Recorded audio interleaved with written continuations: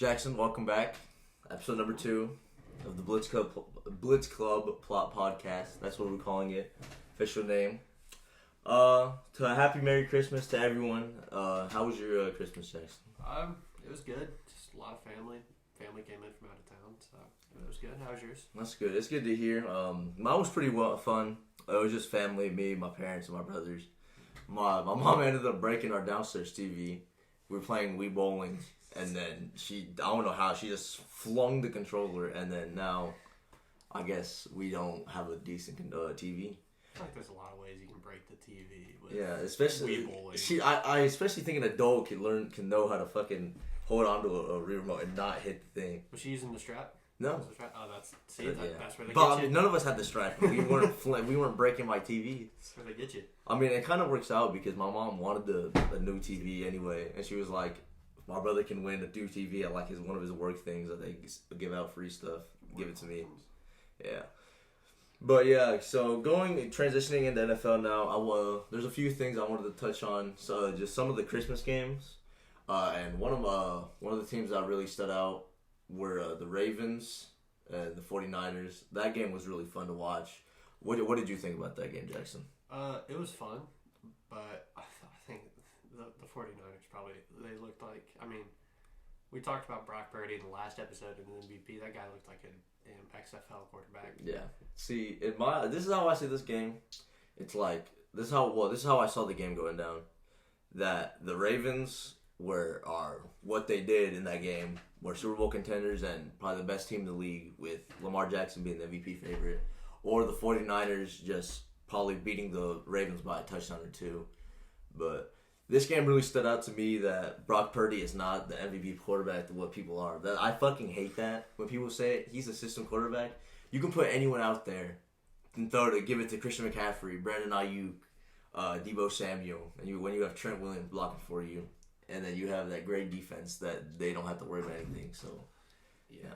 I feel like it was one of those games where, like, the Cowboys had that wake-up call, because the 49ers were, like, everyone was like, oh, this team's going to the Super Bowl. Purdy's winning MVP. Purdy goes out, throws 4 interceptions. They get killed on their own field. I think Lamar Jackson is the undisputed MVP right now. I don't see anyone coming near. See, there's like a line between. There's 3 different players, I think: Christian McCaffrey, Lamar Jackson, and Tyreek Hill.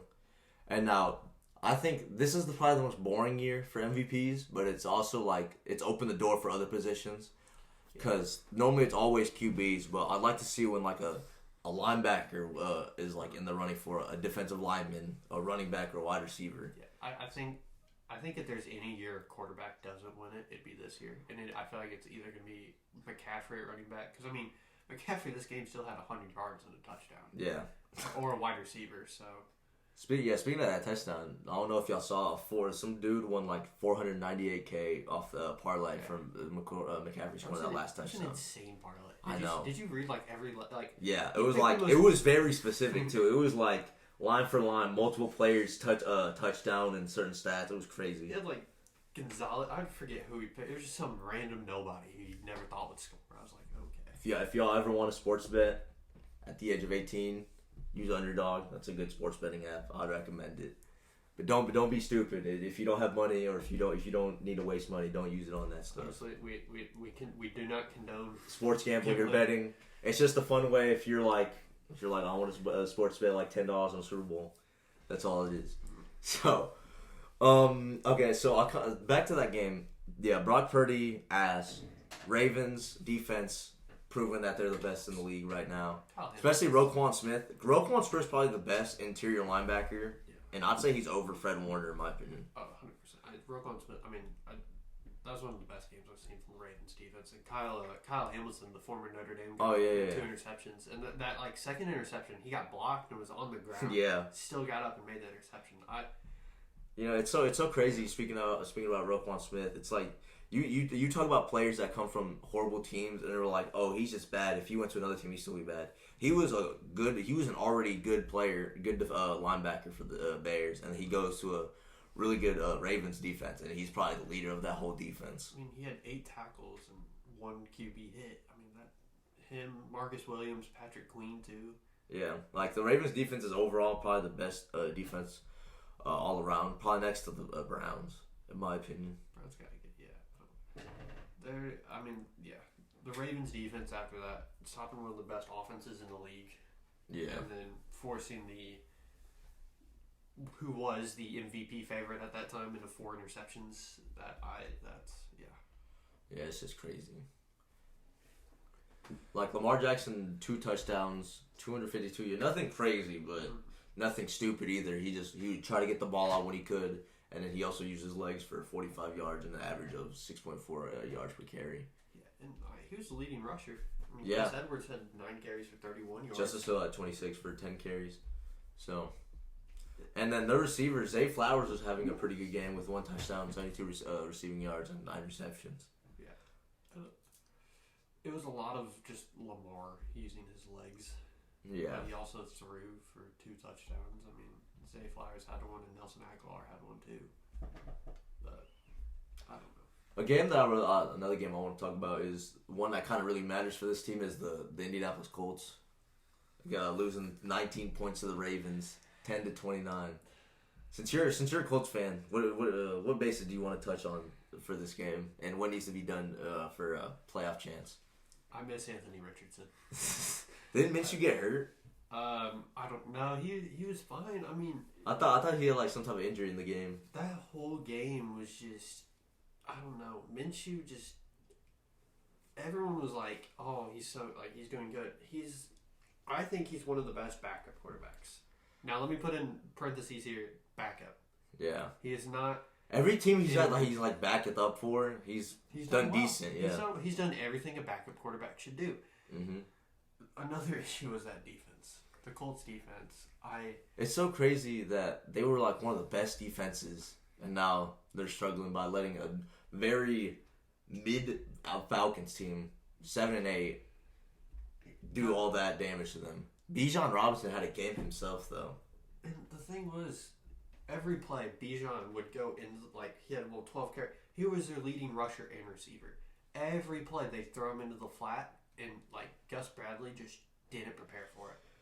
No, the Falcons should be so much better than what they are. Look at these targets. You got Bijan Robinson, first year, doing some good damage, but he can't do it because Arthur Smith is a terrorist as a head coach.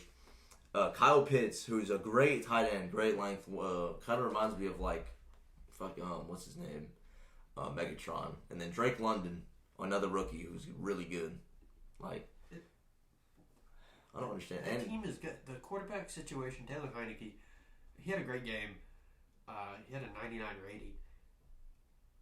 That team is solid. That team is, I think they're a playoff contender in the NFC. Because given the division they're in, oh my God. Remember when we were just hating on the NFC East that one year because everyone sucked? Yeah. Now here we are talking about the NFC South, and Tampa Bay's at 8-7. Which, by the way, Tampa Bay killed the Jaguars. Honestly, I'm glad to see Baker doing really well. I touched on this last episode, but I've seen that they're about to go. They're agreeing on a contract here soon to extend him, and I wouldn't be mad as a Bucs fan. He's been doing pretty well, and they have a chance to be in the playoffs. I think they'll make the playoffs for sure. I could see them winning the first round and being a second round exit. To be honest. Yeah, it'll be weird. After the 1 year, I think what was it? The year that it was Brady's last year or something. The Cowboys went to Tampa Bay. Yeah, and we beat them. Yeah, just wiped the floor with them. Yeah, but. That team is good. That's a very good team. I don't know if it's coaching. I haven't paid attention much to the Bucs this year. They're 8-7. Yeah. So Atlanta, I think both those teams have the same record as 8-7. Trevor Lawrence had a difficult game. 17 for 29 passing attempts, 211 yards, 1 interception, 1 touchdown, 2 interceptions. I think he got hurt too, if I'm not mistaken. I think that was a week before. I think something. Or I think he got something happened again this game too. I think. Yeah. Yeah, he sprained his right AC joint. How did Calvin Ridley had negative 12 rushing yards? How? I think it was just failed jet sweeps. Wow. Calvin Ridley had 90 yards for 6 receptions. Evan Ingram 95, 10 receptions. I remember when Evan Ingram was a rookie. I remember I had him on Madden 18. That man was a dog. Dude was a dog as a rookie. But I think after that game, the Colts got saved, given that Houston lost and Jacksonville lost. So, y'all are lucky that C.J. Stroud's also out too. If he was still in, they probably would have won those games that they lost. We control our own destiny. We have to win out. There's no other. We cannot lose any of it. We have to win out if we want. Because if we win out, we'll keep our 7 seed. Because we'll have the tiebreaker over Houston. Because we play them again week 18. And if somehow Jacksonville plays. Yeah, Jacksonville. They play the Panthers and the Titans. Yeah. So Jacksonville controls their own destiny. I think one more win and they're kind of locked up the division. No, the game that broke my heart really when I was at Thanksgiving or when I was at Christmas Eve was the Cowboys losing to the Dolphins. Now, we could have easily won this game. The play that really made me mad, which I wish we could pull up, but as of now, we still don't have a video camera, so we can't really project the plays to y'all. But it was the Tony Pollard run where Dak pitches it, and he literally doesn't score, and his whole body goes across except the ball. He cuts in, but if he stays out, he has a chance to just extend his body and score. I don't understand. Tony Pollard, if you ever watch this, what the hell, man? Like, as an NFL running back, right? What is that? What do you do? Like, you could give that to a toddler and he'd run it into the end zone like that. Another CeeDee Lamb, great game for him. 6 receptions, 118 yards, 1 touchdown. Like, I don't care. CeeDee Lamb is easily, in my opinion, the best receiver in the league. Tyreek Hill is second. Just because if Tyreek Hill didn't have the speed he really does, then it's all gone. He's still a good receiver, but he wouldn't be number 1. He'd maybe be like 3 or 4. So I think CeeDee Lamb's number 1. He is definitely up there. Yeah, and it's just like him carrying on the 88 tradition. It's just like, why not? You just got to be a GOAT in that position. Tony Pollard mid-game, 38 yards, 12 carries. Like, he's got to either lock in or let him go, and we got to get someone else. He was doing good last year. I don't know what happened. It was really making me mad. But Dak having another good game, like, I wouldn't say he played bad. 20 completions at 32 attempts, 253 yards for 2 touchdowns. Yeah, and I feel like Dak is still a great candidate for the MVP. No, I was thinking about this earlier when I was thinking to myself that the MVP candidates that are in like the top 5, like say like Dak is like 6 or 5 for MVP candidates. I'm thinking about the next 2 games, like how great they're played can maybe get them up to maybe 2 or 3 or 1 even. Because like they play the Commanders and the Lions. The Commanders are probably going to be another 45-10 game. But the Lions is going to be a good game because they're both good. The Lions making a playoff appearance winning the division since 1993. And both teams being really good teams. So, and if Dak can prove that he's good against a team like that, then that'll boost him hopefully to the top spot in the MVP run, because he honestly deserves MVP in my opinion. Because he hasn't played bad, but in previous years he has had poorly played games, and some of the play calling isn't on him. I will say, like the play in the 2021 playoffs or 2022 when he had the QB run against the Niners. Yeah, that I mean. You look back at that play and you think, like, everyone was like, oh, the ref did this. Oh, the ref, like, you got to make sure the ref spots the ball. But I think as an awareness as a quarterback, you have to understand the situation. I feel like even in that sense, if my coach is saying that, I'm like, screw that. I'm doing something else to make a play happen. Yeah. Like, that's what I feel like a great QB is all about. Like, for example, I think of Peyton Manning when it comes to that type of stuff. Yeah. But...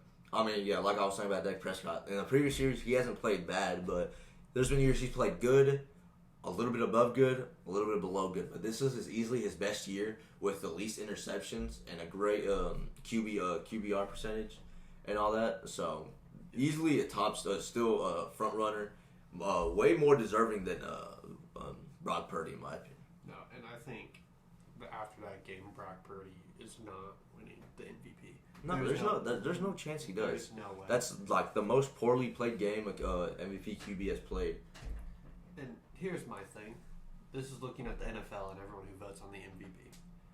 If Patrick Mahomes still finds his way into the final voting of MVP, it's rigged. This league is rigged. There's a Patrick literal Mahomes, script.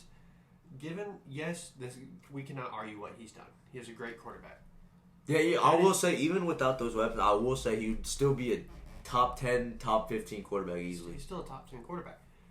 That is the worst game I've ever seen from Patrick Mahomes in my entire life. The Raiders did not complete a pass for 3 quarters. That's crazy. And they still lost. He had that fumble and then that pick 6. Do you remember when the Chiefs were literally in the end zone like 3 different times? They didn't score either, or the red zone, I would say. The Chiefs had every chance. They could have had like 5 touchdown opportunities. That game could have been so different. It would have been way different. It makes no sense, man. And there was one interception where like Mahomes was kind of rolled out right.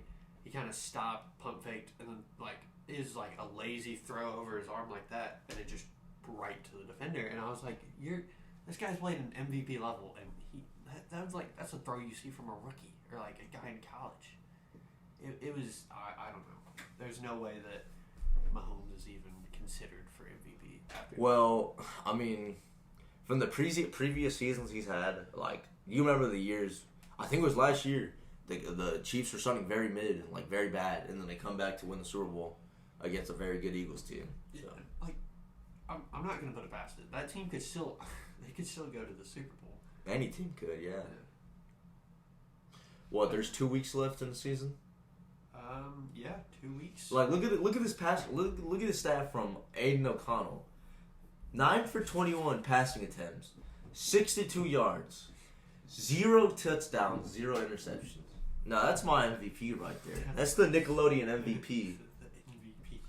But Zamir White had a game. 145 yards, 26 carries. Yeah, that was an insane game. Now, given the fact that the Raiders' offense failed to score a touchdown, I feel like that team is the Raiders team.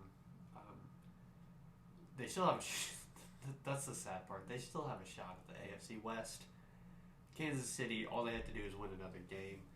But Vegas is still in it. I think that's the weird thing with the AFC playoff picture. Is that from, I think like 6th to like 10th is all 7 and 8 teams. Or 8 and 7 teams. Yeah. See, my thing is, for MVP candidates right now, I feel like it should be a clear, if you're a top MVP candidate, you shouldn't be moving up and down on the scale. Like, if you're moving up and down like that, then I feel like the consideration for you should stay low. But if you have one bad game, that's okay. But if you're having constant bad games, then yeah. I mean, looking at the playoff picture for the AFC, Colts obviously hold that 7th spot at 8 and 7. They got the tiebreaker over Houston, tiebreaker over Pittsburgh, and it's weird because the Steelers have the tiebreak over Cincinnati. And since we hold the tiebreak over Pittsburgh, it kind of just knocks the Bengals down to the 10th spot. So from 7 to 10, it's all 8 and 7 teams. Yeah. So the last 2 weeks, with the Colts being where they are, if the Colts win out, they're good. For sure. I don't see any reason that if the Colts win out that they miss the playoffs. If they lose one game, it's going to take a lot of other teams losing. And if the Colts lose both, then the season's over. Yeah. The NFL, this year's NFL season has been pretty odd in my opinion. I'll say it's not one of my favorites. Because it's not. I mean, I like to see my team succeed, doing pretty well this year. They could have done way better. Honestly, we should be. We could be undefeated. You still have a shot to win the division. Yeah. The Eagles. Given the way the Eagles are playing right now. The Eagles almost lose. I was rooting for the Giants so bad. They had a chance to win. That Eagles game, I don't know. The Eagles played horrible. I think Eagles are fraud, in my opinion. The Eagles played terrible. Oh, yeah. I mean, did you see the opening kickoff of the second half? Yeah. Where he just lights his own player up? Yeah. And he makes him fumble? Yeah. Like that? No. That's not a Super Bowl contender team. Yeah. And, like, even in the same play, the Giants scored to bring it within a possession, and like the Eagles secondary, I forget who it was on coverage, just got blown. Like it literally just. I think. I mean, I don't remember who scored it. I want to say it was Sterling Shepard. I'm not sure exactly. It might have been. I think it was Sterling Shepard's last touchdown that he had. They play the Eagles again, so anyone. Darius Slayton. Oh yeah. Also, for anyone who cares about college football, as of right now, Virginia Tech is down 3-7 against Tulane in the Military Bowl. Bowl games are fun. I really do enjoy college football. I do too. It's been a fun year, given. I'm excited for January 1st. Did you see the email the College Football Playoff Committee sent out to? I think it was like a Florida senator or something. No. I'm not 100% that it's legit. From what I read, it didn't seem legit, but it also looked legit. It was talking about reasons why they left Florida State out, and they basically said that the ACC is just a so-called, they're just a Mickey Mouse Power 5 conference. And they're saying that because of Jordan Travis's injury, obviously that's why they left out, because of Jordan Travis, but someone was like, okay, if this is a so bad Power 5 conference team, why does this conference have the most bowl-eligible teams? I don't... How are they going to put TCU in there from last year? And TCU lost. They lost their conference championship game. And they got blown out by, of course, the number one team in the country. It was like they beat Michigan, but the College Football Playoff didn't want another 65-7 game. They wanted it competitive. That's the whole reason Alabama's there. I want your opinion on this, and if y'all are watching, also y'all can comment on this. I saw this thing. It was like every color scheme of the Super Bowl of the presentation of the Super Bowl, like that. The color of right now, the color scheme, even before it's like the teams are released or like whoever makes the Super Bowl, those colors represent the teams that are gonna be in it. Yeah. And every year it's been those colors, and this year it's the Ravens and 49ers colors.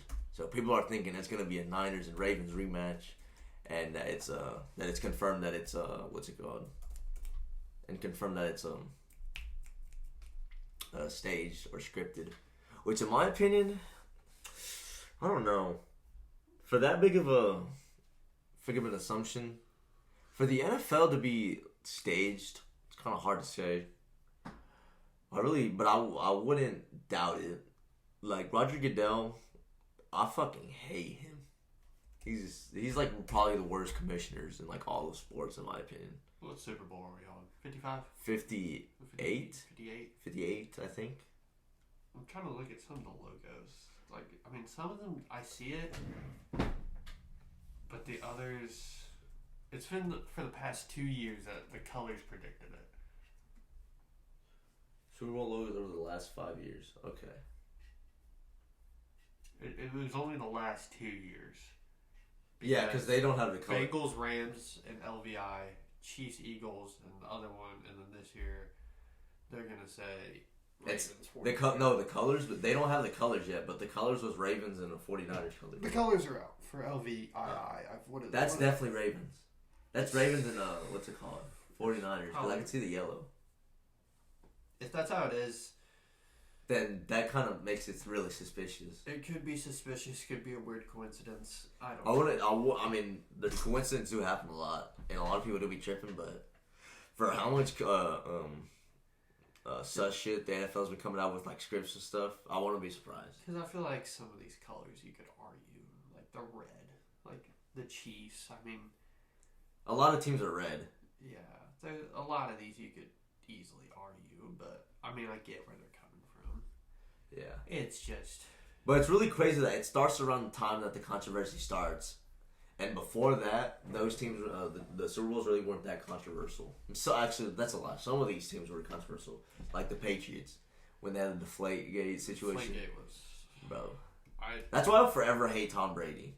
Peyton Manning is my number one QB all time. Given the situation the Colts are in, would we have won that game? Probably not.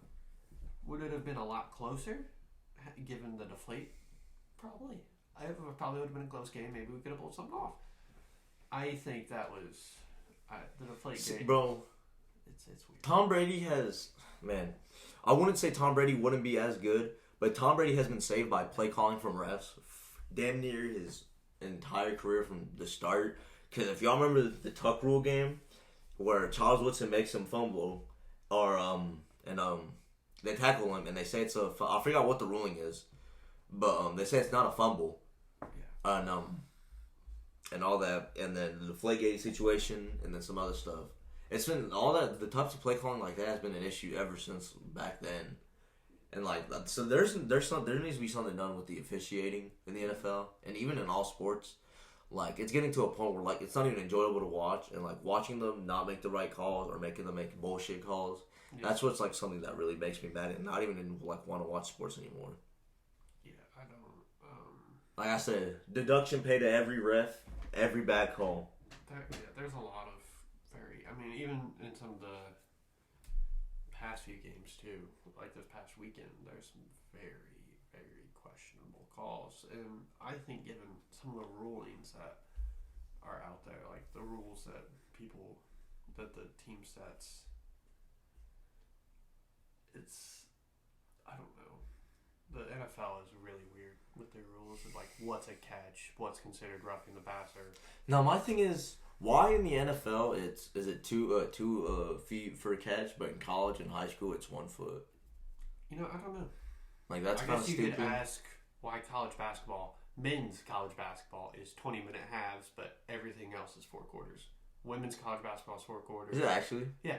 Men's college basketball is the only basketball that is 2 halves. That's so stupid. Women's college basketball is 4 quarters. High school's 4 quarters. NBA is 4 quarters. Europe and like all EuroLeague, 4 quarters. That's crazy. Yeah. College, I will say college is way more interesting to watch because of how much more variety there is and how many teams there are. And just because how many like stakes there are for each thing, because you have the Big 10 championship, Big 12 championship, Pac-12, ACC championship, and all those games and all the championships, and then even the March Madness is a whole thing that goes on. March Madness is one of my favorite things to watch. Oh yeah, I think I saw this on TikTok. Like some guy took the top 10 like days of sports, so like Super Bowl Sunday is up there, MLB opening day. I think his number 1 was like March Madness opening day. You have like 12 to 14 games just back to back to back to back. It's perfect because that's when I go to vacation, and that's exactly when the games start. So I'm definitely doing a bracket this year again. Oh no, I always do brackets. We could even do if we get more viewers. Yeah, we can do our own. We can do a live bracket with y'all in a middle of a pocket. We can show y'all our screen when we get to eventually that equipment. Hopefully soon in the next 2 days I get this video camera in Elgato so I can show y'all my screen, and it'll be way better for y'all. That'll make a great podcast episode. Do our own bracket live. Yes. Well, we got 3 more months for that dang near, so we'll be there soon. So we can talk about that. Yeah, I really want y'all to like. I don't know. I feel like it could be fun. I really want to do something for like a guy who comes a winner. Let's put like a pot, not for like money, but for like candy, some Starburst. We'll do a giveaway to the winner. We'll give you like a jersey. Jersey? Yeah. I don't know. We gotta buy a jersey. We'll give out the hottest jersey at the time. I'm gonna someone break Jake Browning jersey. Or we can do something cool and give him like a Legends jersey. Like cool. I'll buy a Joe Flacco Browns jersey. Bro, that'll be so funny. That'll be Just wait till then. That'll be hilarious. My brackets are never like close. I lied. One year I entered this thing with my brother. It was like a $10 pool for it, and then I came clear. I was like in 5th place, and like 3rd place won like $80. I was like, damn. The best bracket I ever had was not this past year, but 2 years ago, like 20. So it was last year's tournament. I predicted. I was just throwing shit. Like it was when FDU won. It was one of those brackets where I was just throwing the most random stuff out there. I predicted the first round, the whole first round. Really? I got the whole first round correct. That's crazy. And I took that as a win because I was throwing the most random team. That alone should win some money. I was like, screw it. Furman's going to somehow beat Virginia. I remember I was watching that Furman game. I was in math class, and it was like the day before spring break, so we weren't doing anything. He was showing us this card game because it was finite, and literally, me and this other kid were watching it, and Furman stole it and shot it, and I stood up. I was like, no way! And like he looked at us, he's like, what the hell are y'all watching? When St. Peter's was facing Purdue, I shit you not, this is the day before we leave for vacation, and we're like, no way Purdue loses to St. Peter's, and I'm like, it's gonna happen.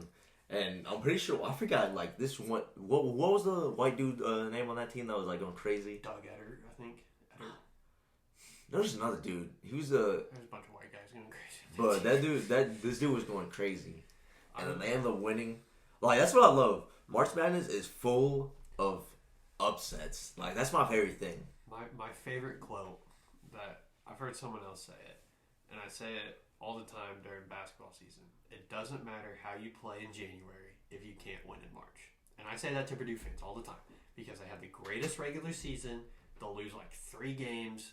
They'll win the Big Ten tournament, and then they'll lose first round to FDU, or then they'll go 3 rounds and then lose to another school.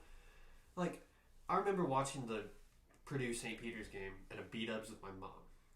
And we were sitting at a normal table. The bar was all Purdue fans. And there was Purdue fans, like, out in the, like, normal seating area. And I just remember, like, that whole game, like, I was cheering for St. Peter's. Because as an IU fan, I hate Purdue. I hate Purdue with a burning passion. I remember that whole time I was clapping and everyone was looking at me. I didn't think I'd make it out of that beat-ups alive. Honestly, the Purdue fans are some scary, well, not scary people. They can't win a basketball game to save their life, but yeah. I don't know. March Madness is fun. Yeah. We could definitely do some tier list for teams that in the middle of March Madness later on. And I mean, they have bracket forecasts already. Ball State, the Ball State men are thrown out there to make the tournament. Are they actually? They're predicted a 14 seed, according to ESPN's most recent bracketology. Dang. What about the girls, since you're a manager on that team? I have not looked, but I feel like Ball State women is the best team in the MAC. Really? Right now. Our only 2 losses are to ranked Notre Dame and ranked UConn. Which, for those of you who don't follow women's basketball, Notre Dame and UConn are 2 powerhouses. So I think they'll make the tournament. They can definitely make the tournament. They can make the tournament. It's just that'd be pretty cool for you to experience March Madness women's basketball. Yeah, I think I don't know. As much hate as women's basketball gets, some of the stuff like Caitlin Clark, for example. Yeah, she's a dog. Yeah, I won't lie. Some women basketball players are dogs, dude. And there's a freshman for Notre Dame, Hannah Hidalgo, I think her last name is. How you pronounce it? So I'm only at home games right now, and Notre Dame came to Ball State, and she put up like 28, 29. Dang. It was insane. Like, I don't know when it was, like 2 years ago. My feed was just getting flooded with women's basketball. I was like, dude, this clip's kind of hard. I know. Caitlin Clark's tough. She's a hooper. What was the LSU girl's name? Angel Reese. Yeah, she's pretty good as well. Did you see all the drama with her? Yeah. That was insane. Yeah. A bunch of, NFL, like, sports drama and sports beef is so funny. Mm-hmm. Like, especially, like, the funniest thing to me is that Katie has his own burner account. Like, that's so fucking funny to me. Burner account. Like, bro, if I was an athlete, I'm not gonna lie, I would have a burner account and roast the fuck out of everyone. Or if someone cooked me, I'm dead to roasting your ass. No, it's... Imagine getting roasted by Katie's burner account. Like, who the hell is... It's like some, like, stupid-ass name that's, like, cockriding Katie. Did you... dude, I'm looking at the bracketology. They have Indiana State in this. Really? Yeah. They have... What? Okay. So, this is from Joe Lenardi. Very well-known college basketball journalist. He has IU making the tournament as an automatic qualifier, which means that they win their conference. He has never predicted IU when they had Trace Jackson Davis, Jalen Hood-Schifino, Race Thompson. He didn't predict that team to win the conference, but now he has this team predicting. I don't know. Isn't Trace doing pretty well in the NBA? He's putting up some numbers. He had a double-double. He had 2 double-doubles back-to-back. And it's like, I don't know. I read a stat. He was like the first player since his dad to put up like 2 double-doubles back-to-back. And let's look it up. He's doing some good stuff. Trace Jackson Davis stats. Golden Warriors forward. But I mean, like, It's obvious. Arizona's making it. Purdue's making it. I don't know why he has IU as an automatic qualifier. He has Purdue, Fort Wayne in here. Like, there's a lot of Indiana schools. Butler especially are on the bubble. They can make it. Yeah. Butler, I normally expect, it's like a 50-50 Butler makes it, really. Butler had the 2020 COVID year. They were number 6 at one point. They were real good. And then the COVID year killed them. All their players left. They had 2 down years. This year they're back. They're doing good. Do you think Duke will ever get back to like the status of making it to like Final Four? They will. It's Duke. They're I mean, what year? Michigan State. They're having a down year. They're blue blood. I mean, there's a lot. It's Duke. Everyone wants to play for Duke. Like, if you're a college recruit and you're like, where do you play? I play at Duke. Everyone's going to respect you because Duke is that well known of a school. Yeah. Okay, yeah, so going back to Trace Jackson, so he had 10 points, 15 rebounds against the Wizards. I mean, and then, 10 points and 13 rebounds against Boston. Then they beat Boston in OT, 132 to 126.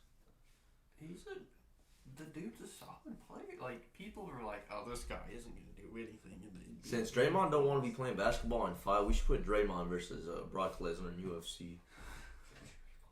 That would be a... Dude, Draymond is an actual menace.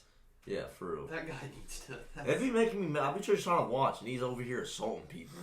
I'm like, bro, get out of here. Like, it's outrageous, bro. Dude, that one against Jurkic. Oh, yeah. I don't even know how you could justify that. Like, that is such a clear and obvious... He's the Antonio Brown of the NBA. I'm convinced. Yeah, I wouldn't say he's as like CT. He's not as bad as Antonio Brown. Yeah, but he is the representation of Antonio Brown in the NBA. I feel. Have you seen Antonio Brown now? No. Oh my god, it's bad. He just actually. There's a video of him trying to golf, and oh my god. I mean, let me look him up real quick. Antonio Brown. I follow AB on Twitter because some of the stuff he tweets out is like. Oh yeah, no. Some of his tweets are literally outrageous. Like, it's insane. Like, his pinned tweet is from Christmas, and I'm not gonna say it because YouTube will take this down in a heartbeat. Yeah. This most recent one, I don't care about no zodiac sign. If you've given head, we compatible. Like, obviously. We don't condone this, but oh my. That's crazy. He just put a picture of a jugs machine and said, which team can use this the most? I'm thinking KC and Swifties. One thing is like Twitter, that's like my least favorite social media source. Not because of Twitter is bad. I think Twitter is a good, like, the concept of Twitter is good. It's the people who use Twitter. Oh, no. Twitter users make me so mad because of how, like, you can't even joke on there no more and how serious they are. I'm like, the amount of people I've seen get assaulted on Twitter for nothing. I'll just be like, well, I feel suffering. There's his life. There's his career and future. I think have you seen Kirk Herbstreit's Twitter? No, I haven't. That guy gets blasted every time. There's so many. If you read his replies, it is just people ripping on him for his sports takes. By the way, Virginia Tech is up 10-7 at the end of the first against Tulane. I just seen that. But no, I'm on Twitter right now, and it's just mine's such a mix of sports. Then I got like political trending, like apparently JFK Airport is currently being blocked from protesters. Yeah, I seen this video. It was like seeing how fast I get canceled on Twitter, and one of them was K-pop mid as hell, and then like 3 seconds later, it was like, you should kill yourself now. Yeah, it's like you could like. I was like, bro, jeez. You can't speak your mind on Twitter. You can't say anything anymore without getting someone, no matter what. Nah, you know what's a close second? Instagram comments. Instagram comments be crazy. Some of the comments I'll be putting on like ESPN or SportsCenter or like Overtime, I'll be like, what? And like, no. And then like some of the things about like LeBron and Michael Jordan, like any of the GOAT debates, I will get into like a full on 30-minute argument in the comments over that. Because it's MJ over LeBron any day of the week for me. Oh, 100%. Yeah. I do not. If Michael Jordan didn't go play baseball, he would have went fucking 8-0 in the finals. If he played longer and they came with the Bulls, they probably would have won more. They would have played more. Michael Jordan's stats would have been better. It's all just about what Michael Jordan wanted to do. He felt like he was fulfilled, and we just won't be able to see that. But LeBron's just been able to play more, and he's been able to put up numbers like that. But sadly, we aren't able to see if Michael Jordan was able to do that. I think the debate people with the MJ over LeBron, they played in two totally different eras of basketball. People, I think, what makes me really confused is people say that this era is tougher to play in than that era, but I can see it in a way of how they're saying it. In a way of tougher is like physicality, or tougher of defense, or in how tougher offenses were to read. Have you seen clips from like the 80s? Yes, I've seen even just from the Last Dance documentaries, how they were treating Jordan and like beating him up in the middle of the game. You could drive the lane and like completely clothesline someone and it wouldn't be a foul. Yes, nowadays you go up and then they do this. It's like that's what I'm saying. Like something needs to be done with the officiating. Like that's something that's so stupid. NBA officiating. I mean, like boo.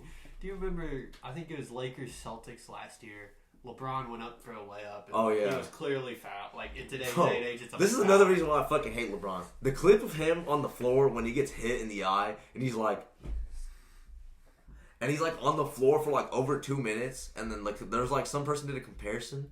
It was like this dude, this MLB player gets hit in the eye with a baseball bat and gets up faster than him, and I'm like, LeBron is a baby. That's another thing. When some athletes I played with, they would act like they were injured on the ground for long as hell, making practice, making the play us to go to the next play longer, and then get up instantly. And I'm like, I just waited 10 minutes for you to get off the ground, bro. So this came out last night. Top 5 Vegas odds to win NFL Comeback Player of the Year. Take a wild guess at who's at number 1. DeMar Hamlin. It should not be him. This tweet says, if DeMar Hamlin wins the award, this loses all meaning.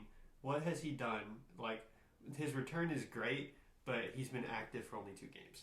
I feel like there's got to be a cap on, like, you have to play 5 games, or like he has no reason to win Comeback Player of the Year.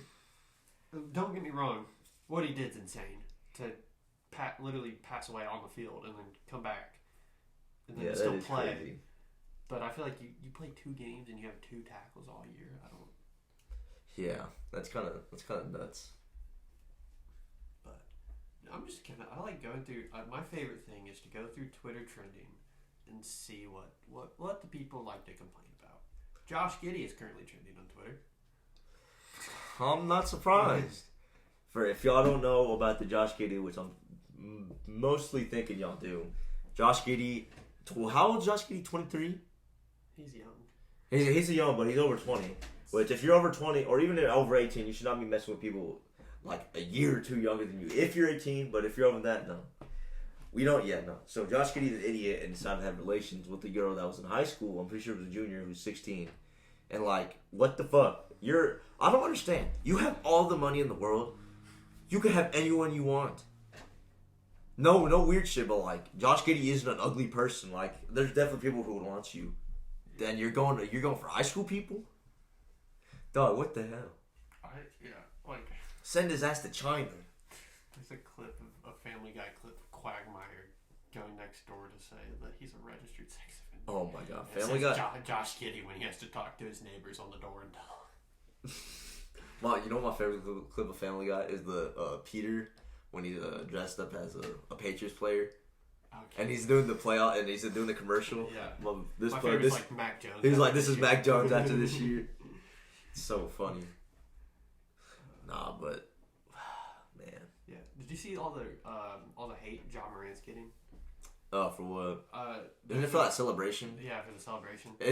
I've seen that, but someone was I seen like a comment trying to see like more about it, And so they were saying it was a New Orleans dance. Yeah, like it came from LSU. Yeah. And like someone's like, the NBA is letting Miles Bridges and Josh Giddey play basketball. I don't care about Josh Celebration. Like no one cares about like it's like he's not like pointing a gun and shooting it. It's like the media is so soft. Like that's why I really enjoyed media back then. Mm-hmm. Or not media, just sports back then. Like I really got into sports or going into deep sports and knowing all the information like 7th grade year. Yeah. And so I know a bunch of history of the stuff back then. And so having no social media to have stuff like that made sports so much better because you couldn't have the type of things that are going on right now. And it's like we can't go back to that time and place of the sports history because we're just going to keep evolving and eventually it's going to get to a point where it's going to get worse and people aren't going to enjoy it anymore. But it's sad, but it's just the way it is. Still football. I still love the NFL. Still love the sport. We'll forever follow it. Mm-hmm. Go ahead. No. Yeah. Something. Yeah. I don't know if y'all. This just came out today that Russell Wilson is getting benched for. Who do you know? Who is it? Some Stidham? Stittard? I don't know. Let me go back and see. The headline popped up, and I think I knew it was coming. Like, yeah. well, Okay. did you? This came out too. So they're considering cutting Russ. Yeah, that's what I see. That's what I seen. There's $85 million that they'd owe him. Yeah, they're starting Stidham. That was right. But they're gonna have $85 million in dead money because his contract's a 5-year, $242 that he signed last year. But sometimes, like when I see coaching, like for example, like I said, Arthur Smith is an NFL coach terrorist. Like I feel bad for those players on those teams. Like, is there no like? I feel like the background checks and the interview for the NFL head coaches is very ass. Cause like, who the hell let Arthur Smith be a coach? Who let Frank Reich be a coach? Oh God. Frank Reich had like one good year, and then like I don't know. Ever since he started calling plays for the Colts, I was just praying that he got fired. Like Jeff Saturday came out and won the first game, and then realized that it's way harder than what it looks like. He beat the Raiders and then couldn't coach a game to save his life.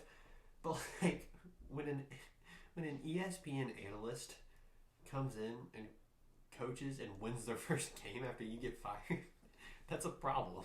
That's crazy. I really do want to be a coach, though. Like that'd be cool. I know. I feel like being a coach. I couldn't. I mean, given the way the NFL is now, I cannot coach an NFL team.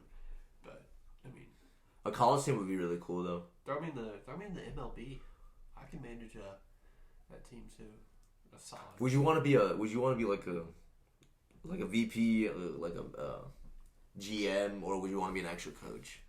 I think I'd want to be a manager, like an actual coach.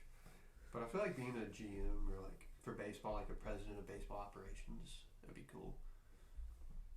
Yeah, I feel like that would be pretty fun to look at. Yeah, I don't know. There's a lot of jobs around sports that. I could definitely see myself. I could definitely go into basketball as well. No, I could do. Yeah, basketball would be fun. I could definitely see myself going back to do high school coaching. I really want my team to win a high school championship. I can see myself after our head coach leaves. I want to see if I can try to like be like a positional coach. Do you think he'll leave? Hopefully, because they're not gonna win with him there. Cause I'm gonna run the ball 26 times to the right side. Oh, let me do it to the left side, see if it works. Oh, yeah. We're gonna get shit on 6-31. Ooh, boo-hoo, we lost. I know that. I think one thing I noticed every state game that we were in, we got killed by a running back. Bro, nah. Charlie Spiegel had 200 yards. So I remember the game. The game it was 14-28 state game. Yeah. You can come back from 2 touchdowns easily. Yeah, anyone will tell you. Now, in my freshman year, we're playing this team. It's sectional championship, like always. We play this team, Cathedral High School, and we're in the speech. He's going to the speech part, our head coaches, and he's going deep, and he brings up this part. I was like, we're down 14-28. No, yeah, this is the halftime speech. He's like, we're down 14-28. I knew we weren't gonna come back. I was like, Huh? If you don't have trust in your team like that, I was like, you don't think your team don't get me wrong. Some of those players on the team, like they had a bunch of like D1 offered players, and then of course Charlie Spiegel breaking the all-time rushing record in Indiana, like a great player. And now at IU, I'm pretty sure. But that team was definitely, you could definitely, for that team to be putting up 50, 60, 70 points to those teams, but you're also realizing those are nobody teams. They don't play any competition. Yeah. I think. And then, of course, when they go, they don't put as many points. But we definitely could have put more points up. That team was our high school team. That high school team was a great team. The Mid-State Conference, I feel like, has gotten a lot better. Yeah. Overall. Like Greenwood? Greenwood's not that bad. Actually, yeah. Because they put 47 points on Decatur Central. They had a comeback year from last year. Well, now would be 2 years ago, given high school football season's over. But, I remember my senior year when I commentated the Greenwood game. It was the last game that we were ever doing. It was my last football game I commentated as a student there. And it was I was sick during that game. I couldn't play. It was just a blowout, dude. Oh, yeah. That was our senior night. It was me and Chase Lyday. Great guy. We were talking about the most random stuff because it was like 55 to 3. 55 to 10. We were talking about the most random stuff. Like, I don't know. Greenwood got a new head coach. Had a great year this year. Perry Meridian's not that bad. Every team they lost to was like by only a touchdown. And I don't think people realize, especially where we're from, Perry's a 6A school. Yeah, they go against when it comes to playoff time. Yeah. It's normally a big blowout, but they're improving. And if anyone here watching is not from Indiana, high school football is classed 1 to 6A. 6A is like the best of best. Like, for example, this team named Center Grove was like number 8 in the entire country. And they're in 6A. Ben Davis, dude. Ben Davis this year was like, I think they were in the top 25, I'm pretty sure. Yeah. Ben Davis basketball is. Oh, yeah. That's another state team right there. Just high school sports in general, getting more involved in it is so fun. Yeah, I think.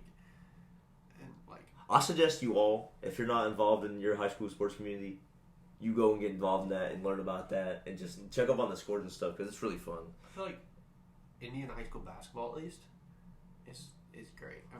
We're known for high school basketball. I think today's like the Hall of Fame Classic at Newcastle, the Fieldhouse, which is very, very nice.